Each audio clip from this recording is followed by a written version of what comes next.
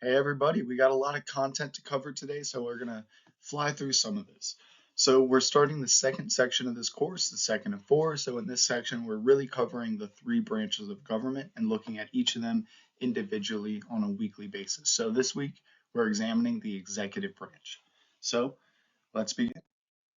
All right, overview of the executive, some of the most foundational aspects of this body. Remember, it's really just designed to be a check on unreasonable legislative bodies. Legislative bodies, the bodies that maintain elected representatives that draft and sign laws, bills into law. So we see that body at the time in the 1700s was one of the most dominating bodies within national governments. So we see in the United States there was an attempt to check this body through a strong or strengthened executive. Within the executive, we see the head of the executive, of course, is the president, alongside the vice president, and the often unrecognized dimensions of this body consist of the cabinet, the bureaucracy, and of course, you have to acknowledge that within the United States, we divide within the central government into three branches, but we also divide our government into state and federal entities. So who is the executive on the state level? The governors. We'll go into that in just a few slides.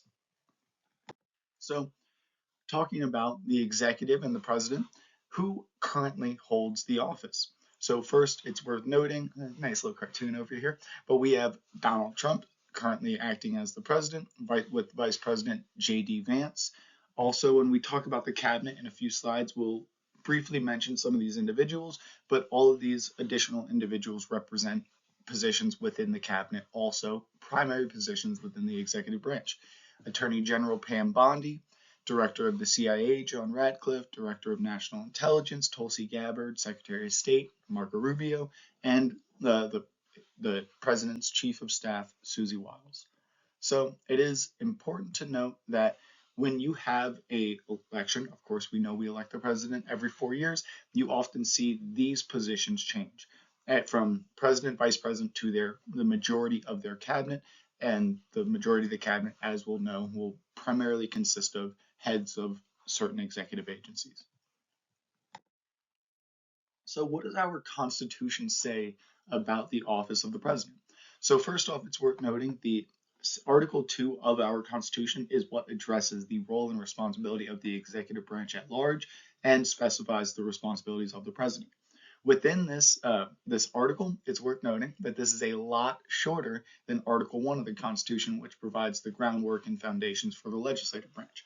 So there's a lot more of, as we could say, a gray area in regarding the responsibilities of this executive body. So we know that Article 2 addresses these powers. In Article 2, we see Section 1 addresses the qualifications and specifics of the body. Think of it as, the term lengths, how you will be signed into office, the oath of office, and just general specifications. Section 2 covers powers of the president.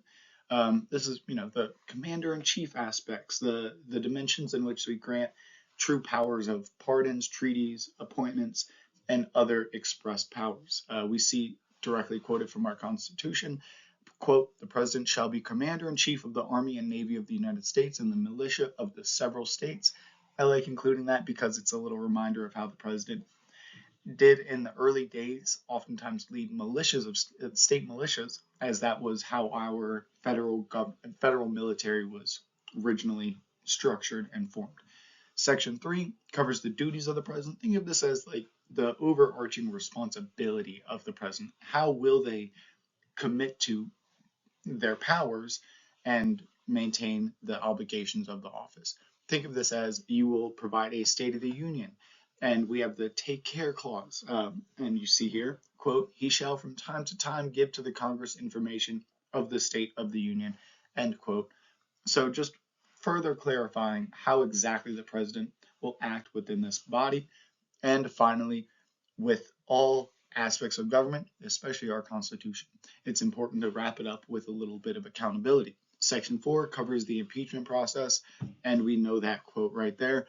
The president, vice president, all civil officers of the United States shall be removed from office for the conviction of treason, bribery, or other high crimes and misdemeanors. It's worth noting federal judges and positions beyond the president can be impeached, and that is clearly provided as it states all civil officers of the United States. So we see generally this very brief section of our Constitution providing the foundational groundwork for the office of the executive. So let's talk about the electoral process. We know from earlier lectures in section 1 of the course, the 12th Amendment creates the foundation which we rely on today when electing the president. We will elect the president and vice president on different ballots. And additionally, if there is a tie within the Electoral College, we will have that tie broken up by individually elected members of the House of Representatives. Now, when we talk about the requirements to obtaining the office that we have maintained since the foundation of our Constitution, we see there are three primary requirements. You must be a natural born citizen, 35 years or older, and a resident of the United States for 14 consecutive years. So let's address that first part real quick. Natural born citizen. I always reference one of the earlier elections that I was engaged with, not really earlier elections, I've been around a bit longer than this, but one of the earlier ones when I was able to vote in 2016, and one of the primary candidates that had some traction at a certain point there was Ted Cruz, a notable national politician today. And it is worth noting, Ted Cruz was born in Canada. A great example of how you can be born in another nation to American citizens who were working abroad and still be classified, of course, as an American citizen, as you are a natural born citizen. So we see that dimension, that example of Ted Cruz representing how the nuance of citizenship in regarding to running for the president. And when we talk about the electoral process, we also remember 4-year terms, as we all probably know quite well.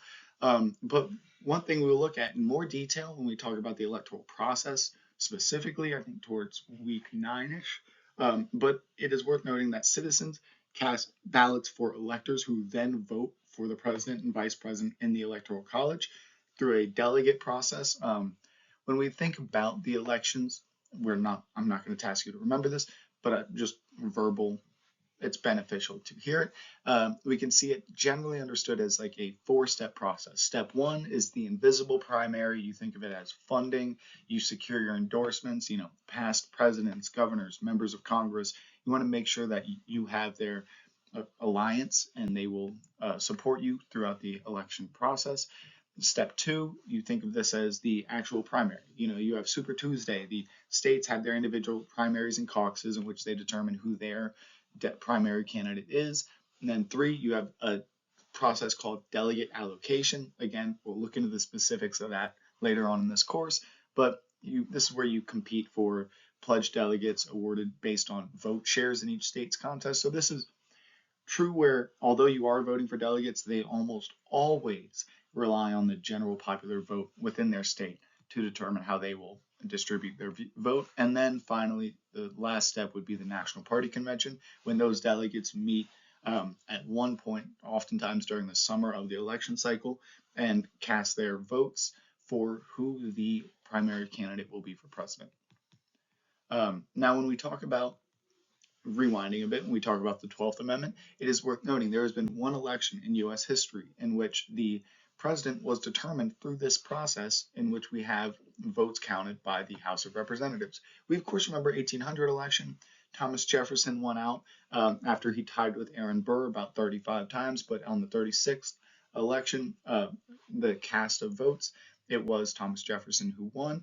And it's worth noting that he did not win based on the House of Representatives apportionment of votes. It was instead by state delegations apportionment of votes. So you had to get the whole delegation of a state to support you as a candidate. And it's worth noting also, I'm going to stop saying it's worth noting, but that at that election there were 2 states that abstained and did not cast a vote for either Aaron Burr or Thomas Jefferson.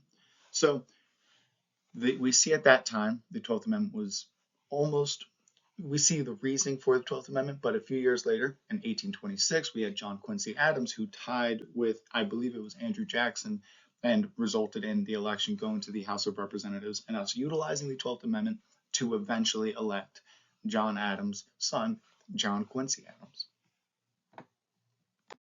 Of course, when we talk about electing the president, we have to first briefly mention term limits. We have the 22nd Amendment because of the importance of implementing a foundational rule and guidelines for establishing 2 terms as the max that a president can maintain. We look at the precedent established by George Washington, as he only maintained 2 offices, leading the executive as president. This, of course, was not a written rule and was just established through practice, and was later challenged by Franklin Delano Roosevelt, who ran for re-election 3 times beyond his first election. So we see him running for the presidency during the Great Depression and World War II, rationalizing the multiple attempts to run for the president. It is worth noting, in 1932, he had a significant percentage of the popular vote, winning the election comfortably. 1936, gaining in the popular vote, but of course, 1940 and 1944, seeing his vote share significantly decline, although still being able to win the presidency. So this amendment says, quote, "No person shall be elected to the office of the president more than twice, and no person who has held the office of president or acted as president for more than 2 years of a term to which some other person was elected president shall be elected to the office of the president more than once." So think of that simply as, if the midway point in the term when you were vice president was, if that is already passed when you become president, then that does not count as your first term as president. Say, something horrible were to occur today. Let's go peaceful. Say President Trump were to resign, J.D. Vance would become the president. Now, he would not be able to run for re-election twice and only be able to run for re-election one more time, because we are not at the halfway point in Donald Trump's current presidency, current term. So you can run for re-election once and run to be elected the first time, one time, holding 2 terms total as the president. Now, when we talk about the executive, let's rewind a bit and let's focus on the general overarching role and responsibility of the president. The president holds many titles, and that is an easy way to understand what they should do in this position. I broke this down into 2 primary ways: the constitutional roles, the roles that are directly granted to the president in our Constitution, and then the evolved roles that over time you see the president begin maintaining. So our constitutional roles consist of the chief executive. The president executes laws passed by Congress. Remember that veto power. That individual single-handedly will determine if a law will be passed or pushed back to Congress for another session. We also see commander-in-chief. This is quite simple. They lead the military. They are the commander-in-chief of our armed forces, state and federal level. Of course, now we see governors taking control of many state military entities, but they're minimal in comparison. So we also see chief diplomat. This is the power for the president to sign treaties, foreign diplomatic recognition, recognize states, not recognize states like Afghanistan or recognize states like Israel, leading to significant impact on the international stage. Chief legislature. This is primarily represented through the action of the State of the Union when they set the agenda verbally to Congress. We have a video on Eagle and Lion on the State of the Union. I recommend looking at it. It just focuses on some notable moments throughout U.S. history, as this speech has been given throughout countless presidencies. Now, when we look at the modern evolved roles, we see that these were not directly foundational to the office when we wrote our Constitution, but over time have evolved. Of course, this first one is a perfect example. George Washington was not a member of a political party. We did not have established political parties during our first elections. Now, over time, the president did end up being the party leader, a de facto head of their political party. They represent the highest position. They're like the Supreme Court of their political party, I guess you could say, in a simplified manner, if you understand the role and responsibility of the Supreme Court. Additionally, they are the chief communicator. They have direct access to public via media and really contribute to the framing of messaging from the executive. We even see at times the president has power to shift how the whitehouse.gov website is presenting information. I, in this course, actually in the past have used a lot of whitehouse.gov resources from multiple presidencies, and they actually changed a lot of those websites in this after this recent election, resulting in me having to find more sources and do a quick last second scrapped together of some nice resources to make sure we have some objective data for us. But they are chief communicator and have significant influence in how the framing will be regarding certain issues. They are crisis managers. Think of natural disasters, wars, pandemics. They are the leader of the nation when we are at need or in crisis. We will look at that in more detail in just a few slides. They're also the economic leader. The public expects presidential leadership on the economy, although we do have independent agencies that are also responsible for providing certain economic leadership. Now, if this was an in-person class, I always like asking the questions. When you think about the role and responsibility of the president, on an individual and theoretical level, do you want a president that in times of crisis prioritizes security or liberty, as one must always be prioritized over another? And then additionally, would you rather your president to act as a trustee or a delegate? A trustee, an individual who uses their own intellect, experience, and wisdom to govern in what they believe will be your best interest, or a delegate who governs based on what you would do if you were also in the position. So there are three overarching types of executive powers. We have first, express powers. This is what is directly written in our Constitution. These are the powers that are represented by the roles we previously mentioned under constitutional roles. So these are powers in our Constitution or statutory law. Those are powers granted through laws enacted and signed by Congress, and of course also signed by the President. We see, in addition to express powers, there are inherent powers. These are defined through practice rather than through law. They're not in the Constitution or in any statutory law, and you see aspects of our Constitution say things like, quote, the president should take care that the laws be faithfully executed, end quote, without telling you how they will be faithfully executed, leaving a bit of a gray area and interpretation for how the president will enact those measures. And then finally, during times of crisis, we see our president is the crisis manager, and we expand inherent powers for the president during times of national crisis, as we will look in just a moment. So, express powers. These are all of the general express powers granted to the president within our Constitution. They have first the power of appointment. This is their power to appoint individuals to their cabinet. Briefly, as I mentioned earlier, that we do have new cabinets with each new election cycle. So we see a new cabinet, sub-cabinet. They also have the power to elect federal judges, agency heads, and many other federal positions.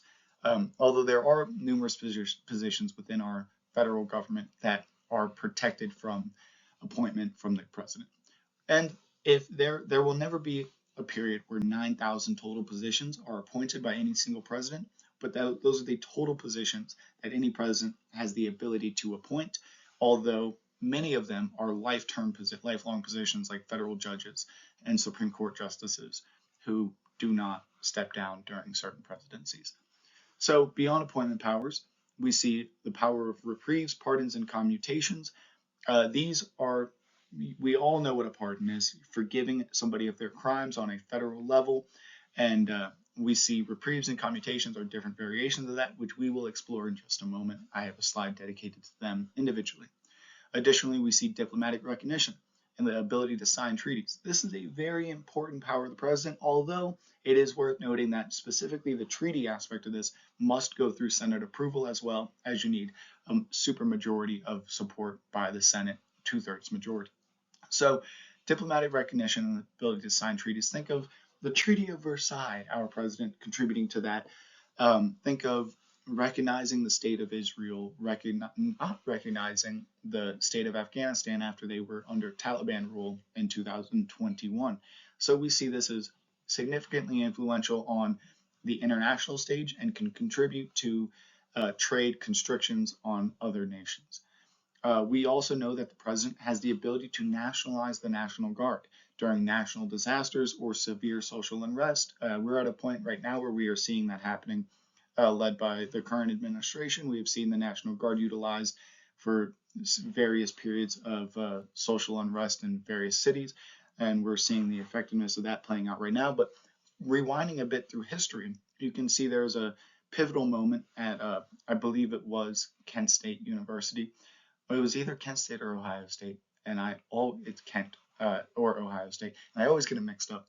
But there was a significant protest against our influence in Cambodia, during during 1970, and in response to this protest, the president sent the National Guard, which did result in 4 unarmed students being killed in the streets. And you do see a very famous photo coming up at that time of a girl on her knees with her arms out over a friend of hers that she knew at college who had been shot. You see, and I only mention that because it is a pivotal point in U.S. history. Your parents might recognize that moment. You might recognize the photo, and it helps you understand how that could relate to presidential powers. We've also seen the National Guard being nationalized during moments of natural disasters, providing resources to many people, saving countless lives, and being very beneficial for providing peace to the general public. So we also see the president has significant veto powers. This is their individual to single-handedly halt legislation from going into effect. A bill can be passed by the House of Representatives and the Senate, but if it gets to the president's desk and they say no, it will be vetoed. And we'll look at 2 ways the president can veto legislation in just a moment. And finally, we see that the president has the responsibility to set the congressional agenda at the State of the Union with an empowering speech, oftentimes going on a bit long. And in recent years, if you've been watching them, you might recognize the moments when one half of Congress may applaud one statement and the other half may remain silent, representing current political polarization. But some noteworthy moments to look at when you look at the video on ElonLine from past State of the Unions. Now, what are some inherent powers as well? One of the most notable inherent powers consists of executive orders. We'll dedicate a slide to executive orders on their own in just a moment, but we also know executive agreements as well. These are agreements made between parties, between the president and other heads of state, other executive leaders. Think of this as another form of their diplomatic powers, just an expanded dimension of it. Except when it comes to executive agreements, there is no Senate approval required. And that's why I have the photo up in the far right of President Jimmy Carter at the Camp David Accords as he utilized this power to try and bring peace to a conflict that we see persisting today between Israel and other Arab nations. At the time, it was Egypt. And as in that photo, you see Anwar Sadat to the left, Jimmy Carter in the middle, and Menachem Begin to the right, the Prime Minister of Israel at the time. So it's just a notable time, one of the most notable periods of diplomatic efforts in recent U.S. history, as you saw the Camp David Accords. And you could read about the Camp David Accords in great depth, as this has been extensively researched. Additionally, we see they have the power to sign statements alongside legislation or vetoes. Think of this as, well, if they provided a regular veto on legislation, they would oftentimes provide a veto message that would tell you, the public and Congress, why it was vetoed and what they would have to do to get it signed. Also, you see statements made various times throughout everyday life and varying in importance and reasoning. So, and we see that as a power not directly granted to the president, but established through practice. And their crisis manager duties, remember this, consists of being the leader during environmental disasters, terrorism threats, pandemic risks, and much more. I think a great example is environmental disasters. You see presidents oftentimes declaring state of emergencies or national disasters when we have things like Hurricane Katrina that mobilizes FEMA and various agencies to provide additional help. And finally, an additional inherent power consists of executive privilege, which is their ability to withhold information from Congress or the courts during certain circumstances. So when we talk about that third dimension of power, emergency powers, we also want to address a foundation of it, wartime powers at large. What does our Constitution say about the president's ability to act during times of war? Well, first, the president is, of course, the ultimate decision maker in military matters. Remember, Article 2, Section 2 of our Constitution says, quote, "The president shall be commander-in-chief of the Army and Navy of the United States and the militias of the states." We just read it. So we remember, of course, they are the primary leader of our military forces during conflict. We see that this was restricted significantly during the 1970s through an act called the War Powers Resolution of 1973. This created the foundations we rely on today, in which we require notification to Congress within 48 hours of deployment of any armed forces. So Congress must be notified within 2 days of any deployment. And additionally, the president has 60 days to obtain approval from Congress, or those troops must be brought back. You cannot deploy troops as the president for more than 60 days without congressional approval, as that is more than enough time for Congress to gather all required information and cast a final vote on the matter.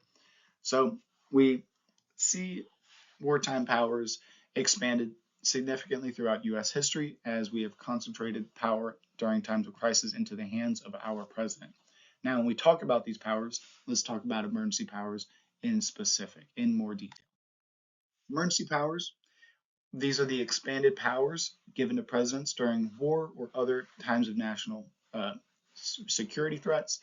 And in these powers, we see the president can redirect funding, declare national emergencies, mobilize troops, use nuclear weapons, expand surveillance, control transportation or communication, or direct industrial production. So let's start from the back to the beginning. Direct industrial production. Think of World War II. We needed more machinery. We needed the factories that were making coat hangers to start making bullets instead. So redirecting industrial focus at the time, redirecting the market. We also see control transportation and communication. Think about after 9/11, we had the grounding of all flights in the United States, controlling transportation for the sake of national security. We also see expand surveillance. Think about after 9/11, the expanded surveillance obtained on domestic networks. We also see the use of nuclear weapons. We don't have to talk much about that, as we all remember the 2 nuclear bombs dropped by the United States during World War II. We know that we can mobilize troops, both domestic and abroad. We can send them to various nations as long as we eventually get approval by Congress within 60 days, War Powers Resolution of 1973. And we can declare national emergencies, which oftentimes results in a significant redirection of funding. What do you mean by national emergencies? Hurricane Katrina, significant hurricanes, environmental catastrophes, oftentimes, and nearly every single president has done this, in which they will declare a national emergency, redirecting funding and enabling the federal government to provide supplies and resources to those in need. Remember, we had the flooding in the Southeast about a year or two ago, if anybody remembers, and that's a great example of declaring a national emergency to redirect funding. Provided some random examples there. We've seen Biden call for a national emergency to declare student debt relief. That was struck down by the judicial branch. We saw Trump call for a national emergency to fund the border wall. That was maintained but eventually abolished during the Biden administration. We see Bush expanding surveillance post 9/11, supported by Congress. I'm using examples that were supported and unsupported by Congress and the judicial branch. FDR established Japanese internment camps. We know that through history was not very favorably remembered. And Lincoln during the Civil War, suspending habeas corpus. So a lot of the legal foundations, without having to remember this, but it's worth noting, consists of the National Emergency Act of 1976, Defense Production Act, International Emergency Economic Powers Act, and brief mentions in our Constitution. In our Constitution, it directly states the president's ability to suspend habeas corpus if need be, and take care that the laws be faithfully executed. So let's talk about these powers individually. I want to start by breaking this one up into 2 distinct powers, the power to sign treaties and the power of diplomatic recognition. First, the power to sign treaties. It's important to note that the Senate must approve with 2/3 majority all treaties signed by the president, but once they are signed, relying on the Supremacy Clause, the established and signed treaty will become U.S. law. Some examples of treaties signed in the past and supported by Congress include the Jay Treaty, early American history. Remember, a little review there, as we sided with the British, establishing trade routes with that ally quite quickly after the American Revolution. And we also know Woodrow Wilson with the Treaty of Versailles post-World War I, Truman creating NATO with the North Atlantic Treaty. So we see these established treaties supported by Congress, providing peace and agreements and allies on the international stage. Now, when we talk about the international stage, before we even have a state that we can sign a treaty in, we must recognize them as a state individually. Some examples of the United States recognizing states immediately really resulted in international impact is in 1948 when Truman recognized the state of Israel. After World War II, we also know post the Cold War, the post-Soviet states, when they found their own democratic leadership, the United States recognized them, creating helping them establish clear and concrete trade routes. But there are examples of refusing diplomatic recognition. Also worth noting, you do not need Senate approval as the president for this. Now, refusing of diplomatic recognition, think of those same Soviet states under Soviet rule. We did not recognize them as dimensions of the Soviet nation at the time, restricting their trade routes, etc. We also see a more contemporary example is Afghanistan under Taliban rule. 2021, the state of Afghanistan was taken over by the Taliban collective, and they currently have leadership within that region. But the United States has not recognized them on the international stage, which has restricted their trade routes and providing protections for other nations in the region. Now, the presidential veto power. Presidential veto power, it's important to remember there are two ways the president can veto any legislation. There is either the regular veto or a pocket veto. Now, of course, we know that legislation first gets signed by either the House of Representatives or the Senate, and then the other body, and then the final step before it goes into law is it goes to the president's desk and they can sign it or veto it. Now, a regular veto is when the president decides a law will not go into effect, but will often also provide a veto message that specifies why it was vetoed, how Congress can restructure this bill to be passable. Now, there's another approach where the president can have a more quiet approach to vetoing legislation. This is called a pocket veto. This is when the president refuses to sign a bill or veto it directly and just simply allows it to die over time. It will be sent back to Congress and they will have to review it under the next session. So pocket vetoes, there is no requirement that they sign or veto any legislation. They can let it die simply. It allows them to not speak openly on certain legislation if it is more supported by the public, but the president thinks it is in the best interest to not enact it. A great example, if this bill were to eventually make it to the president's desk, although it didn't, would have been in the 1970s. 80%, according to Gallup, supported the abolition of the Electoral College. There was a bill proposed, passed the House of Representatives with flying colors, made it to the Senate. It was filibustered and didn't make it out of the Senate, but if it did, there's a chance the president may have vetoed it. And if they did, a bill with 80% popular support by the general public, it would be rational to then use a pocket veto. So you would not have the outcry against the veto. I use that example because I had a question in class just the other day that in that example helped understand the difference in reasoning for using a pocket veto over a regular veto. So executive orders. I don't know why I love this picture so much in the bottom right. I feel like it fits perfectly. That's an executive order. What a good image. So what are executive orders? These are the things you've seen Trump hold up a couple times as sitting in the Oval Office. These are signed documents by the president that establish or modify the rules and practices of executive administrative agencies. That is a very broad way of saying it allows the president to single-handedly influence the way the executive branch operates at large.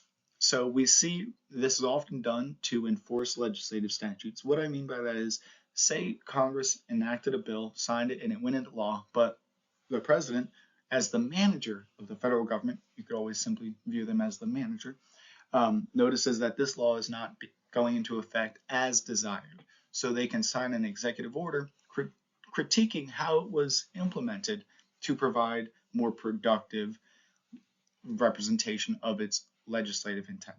We also see this often enforced as constitution or treaties with foreign nations, oftentimes working out the specifics of past treaties or interpretations of our Constitution.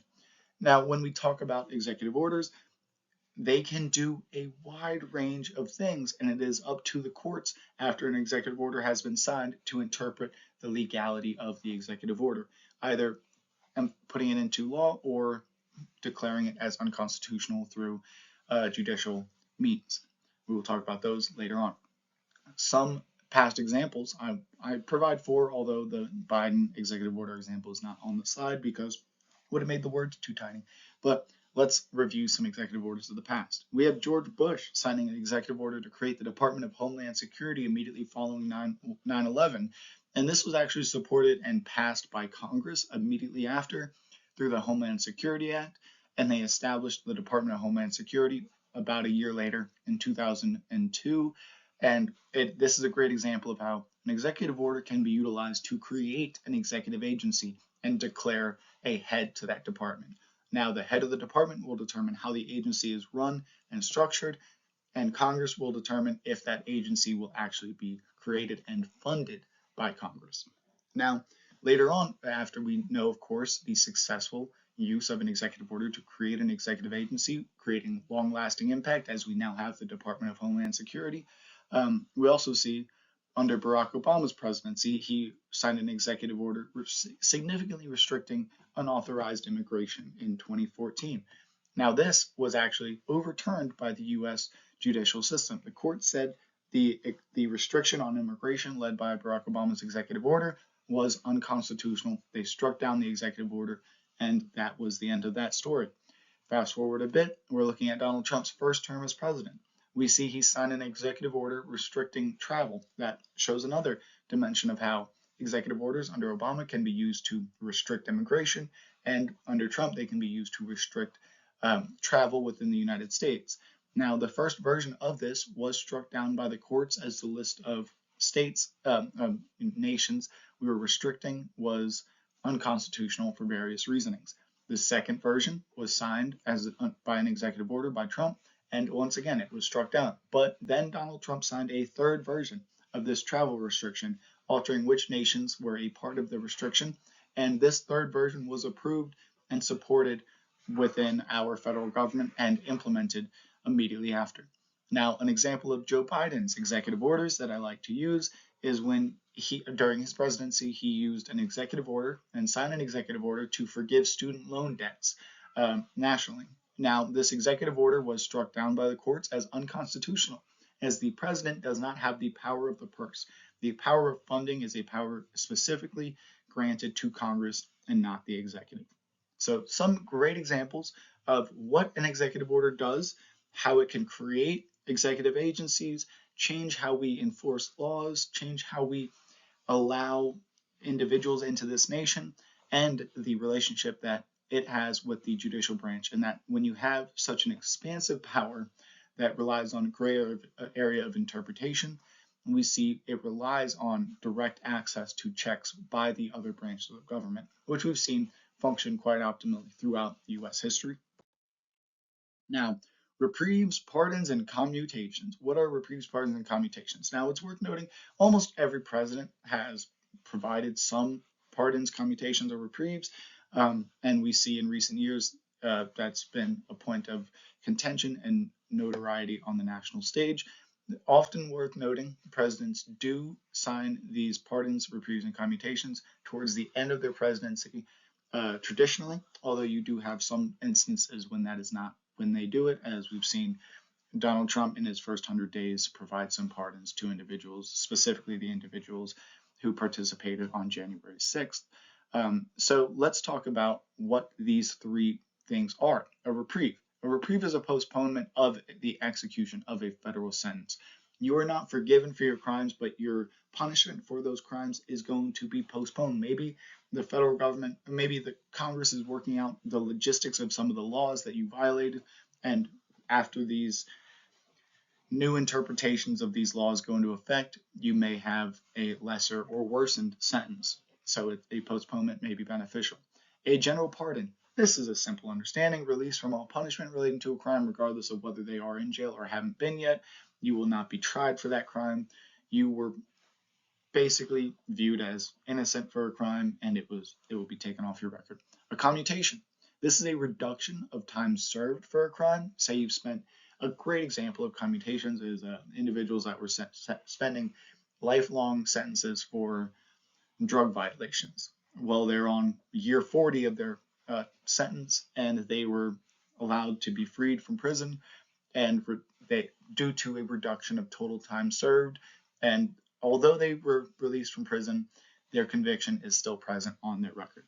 Now, it is also worth noting, a president can only provide a reprieve, pardon, and commutation for federal offenses, cannot do this on the state level, as that is a power granted to the governor of that specific state.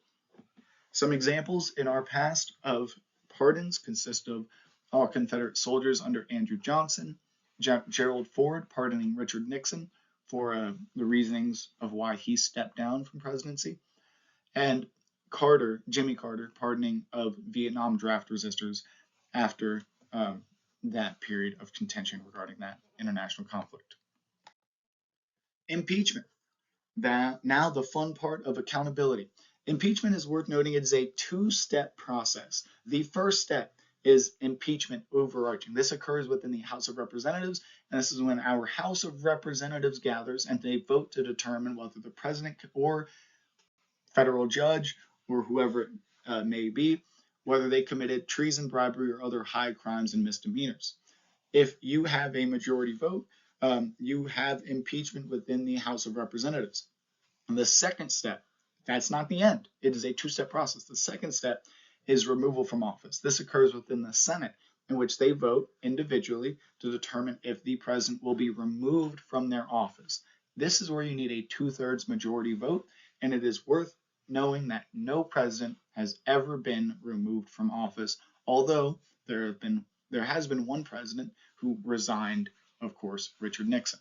So we will have to remember the two-step process: 1, impeachment in the House; 2, removal of office from the Senate. The history of impeachment. So, of course, no president has ever been removed from office through the whole two-step process, but we have had 4 successful impeachment proceedings within the House of Representatives in U.S. history. We know Andrew Johnson for his contention at the time regarding his pushback against the Reconstruction era expansion of rights to formerly enslaved individuals, and a couple contentious interactions he had with other representatives, resulting in his impeachment but not removal from office. We see later on Bill Clinton in 1998. He was impeached, and of course, they allowed him to finish his term as president, and he was not removed from office due to the relations in the well-known event that occurred in the 1990s. If you're an older individual, you're probably chuckling. And of course, we know in recent years, Donald Trump has been impeached twice. First, both during his first term as president. We have not had impeachment proceedings brought forward during his current presidency. And the first one in 2019 was brought forward due to a transcript of a conversation with a foreign leader regarding, practices that were impeachable by the House. And then 2021, we see that was due to his affiliation by giving that speech during the January 6th events. And we see that is a great example of the constitutional interpretations of free speech we'll look at later on, and the responsibility, authority roles, and things of that nature, which is a great, if you can respectfully discuss it, great discussion topic and great paper topic. But we will look into those periods in U.S. history later on in more detail and in a more structured light. But those are the reasonings provided by the House of Representatives for why the impeachment proceedings occurred. We have had one president resign prior to an impeachment process, Richard Nixon. He did not even get impeached by the House, but he resigned because it was very clear among elected representatives and the general public that these impeachment proceedings were going to go effectively, quickly, and would likely have resulted in him being removed from office. But he stepped down prior. Gerald Ford stepped in as president and provided a pardon to Richard Nixon. Now let's talk about everybody else in the presidency. The cabinet. The cabinet consists of 26 specific positions, roughly 26. Some presidents do not fill every cabinet position. Some may create a new one, like George Bush with the Department of Homeland Security. So we see that these consist of the heads of various executive agencies, also the vice president, chief of staff, trade representatives, and the head of the Secretary of Agriculture, Commerce, Defense, Education, Energy, Health and Human Services, Homeland Security, Housing, Urban Development, Interior, Labor, State Transportation, Treasury, Veteran Affairs, and there's more, and I'm not going to ramble on. But these are all positions that are directly appointed by the president, and they act as advisors to the president. These are the individuals that help them determine what the actions of our executive will be in any given moment. And they are very influential individuals, and it is, of course, with each presidency, you see a new wave of cabinet representatives. And now let's look at a couple of these departments within the executive branch. So, and right there you see a cabinet member, Kristi Noem, the head of the Department of Homeland Security. Of course, we're going to focus primarily on the history of this department. It was created 11 days after 9/11 through an executive order in 2001 by George Bush that was also later established through Congress in 2002. We will remember George Bush utilized an executive order to create the Department of Homeland Security and establish a department head. So what this executive order did in 2001 is it created this by combining all or parts of 22 different federal departments. So a lot of times you see the creation, dismantling, or whatever it is of these executive agencies. Oftentimes they're just restructuring entities that already exist, and sometimes just putting them under a unified umbrella. That is exactly what they did with Department of Homeland Security. Nearly all the agencies and entities existed, but they put them under a common umbrella focusing on, well, securing the U.S. borders and managing national security threats. So some of the functions provided there, I won't read on as we're getting over an hour already, and I will try and save you guys some time. Make sure you read into what the Department of Homeland Security does at large, but remember how they were created through executive. We also remember the Department of Education, currently led by Linda McMahon, officially established by Congress in 1978, although it was first created as the Office of Education within our Department of the Interior during the Reconstruction era after the Civil War in 1867. So it is a long history within the United States, as we have had dimensions of the Department of Education operating throughout our entire history. So what are the functions of this branch? We see that they, of course, a part of our executive branch, have the responsibility to promote student achievement and preparation for global competitiveness, determining, national testing, ensure equal access to education for all, providing funding when needed in certain regions, oversee federal education funding, of course, making sure it's equal and making sure that Appalachia gets as much as LA, enforce federal education laws, and conduct research and provide data on education. This is a large part of why we have general knowledge about how effective our education system is, as they are tasked with researching and providing data on our student success.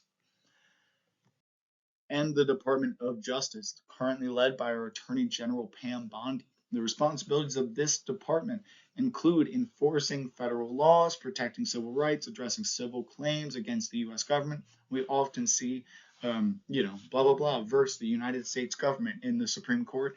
These, you would see the Attorney General representing the United States government in those instances.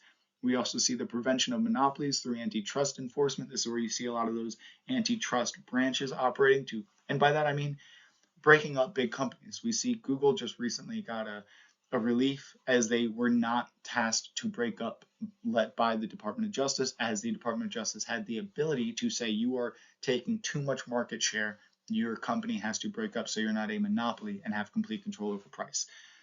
So oftentimes influencing the market to provide protections for individual consumers. When you think about the Department of Justice, break it down a bit. You've probably heard of the FBI, DEA, the Marshal Services, Bureau of Alcohol, Tobacco, Firearms, Explosives. Those agencies are all dimensions of the Department of Justice. Now, when you look at the divisions within them and the overall responsibilities, you see criminal, antitrust, focusing on companies, monopolies, tax, civil rights, making sure that we have protections from majority groups within our country, environment and natural resources, and a lot of those general responsibilities. I tend to go through a history of the development of the Department of Justice, but due to time, I'm not going to do so, and I'm not going to expect any specific answers to these questions, but I do think it's beneficial to briefly review the Department of Justice. If you have any questions about it, we can talk about it in detail via email or over Zoom, but it is important to remember this is a part of our executive branch of government, especially because the appointment power of the president to appoint the Attorney General. We see the past Attorney General Merrick Garland and current Attorney General Pam Bondi. Now, beyond the cabinet, because remember the cabinet, those are the advisors, the close hands to the president, but the bureaucracy, these are different individuals. These are a lot more individuals. 2.1 million federal employees, call it 2.5 if you include the post office. But these are positions that are not directly appointed by the president. And traditionally, we have had protections from any executive influence over these positions. They represent the executive, they're merit-based positions. These are civil service employees, government employees who obtain position based on their ability to do the job. I always think of it simply: you're not going to be hired to be a UPS service, driver if you can't drive. It is based on your merit. You're not going to get a USPS driver position because you know somebody. You're going to get it because you have the qualifications to get that position. That is how our bureaucracy operates, and we do not have appointment powers by the president influencing the bureaucracy on any level. And these are historically protected positions within our federal government. And when we hear federal shutdowns and anything of that nature, shutdowns due to funding, inability to fund the government, these are the individuals that will predominantly be financially harmed by those circumstances, the first to be harmed. Now, when we look at the executive, we also have to acknowledge that position that, Thomas Jefferson, John Adams, they were silencing a bit back in the day, but we remember today as a moderately powerful position, the Vice President of the United States. They also act as the President of the Senate, a very important title granted to the Vice President. This is where they act as the tie-breaking vote for any Senate votes, any Senate procedures.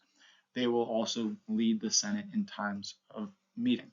This, in the past, has been viewed as a way to strengthen the ticket, with representing an opposite dimension of the general public within your executive ticket. As we know, through the 12th Amendment, we vote for the president and vice president on different ballots, often connected.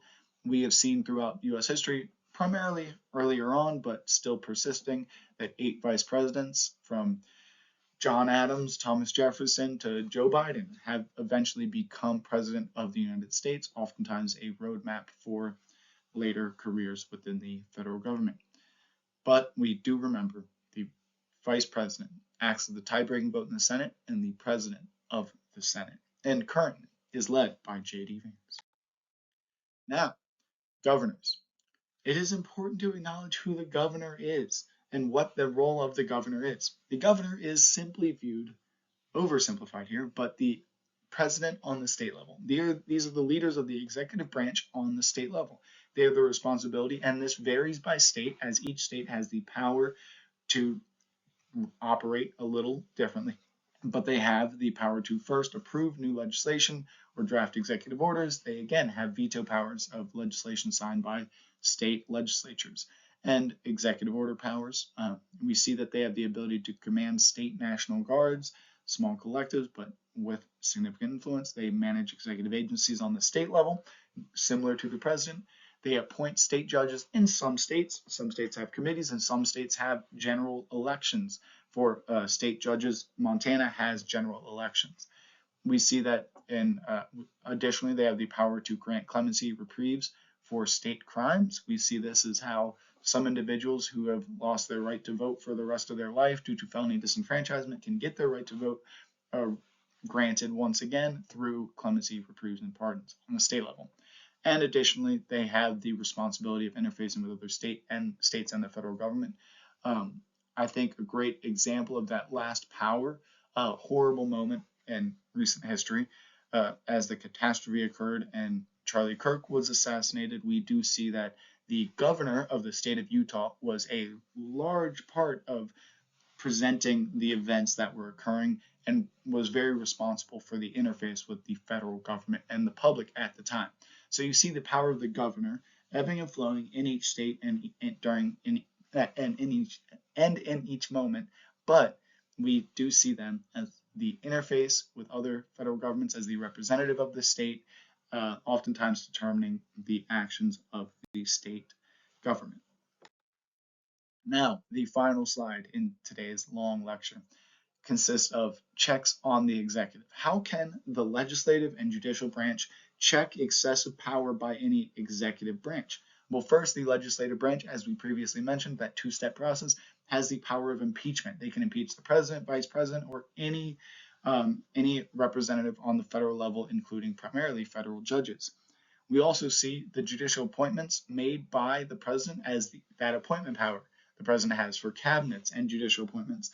It must be approved by Congress. Congress has the power to dismiss and strike down any appointment made by the president.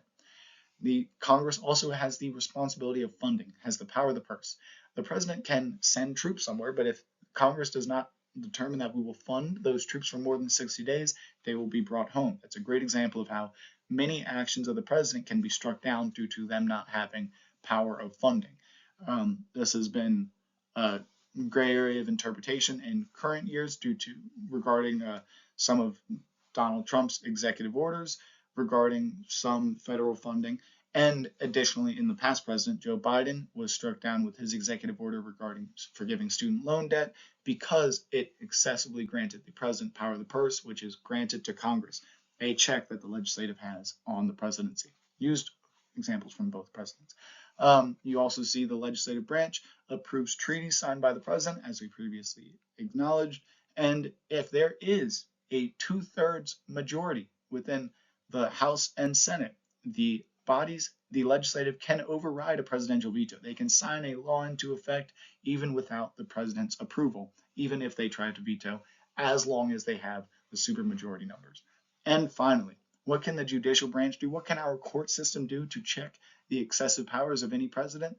They can determine the constitutionality of the executive actions, just like Joe Biden's actions to forgive student loan debt was struck down because it was unconstitutional, and we have had the judicial branch strike down executive orders and actions of presidents due to their unconstitutionality in nearly every presidency in recent history. So what do we learn?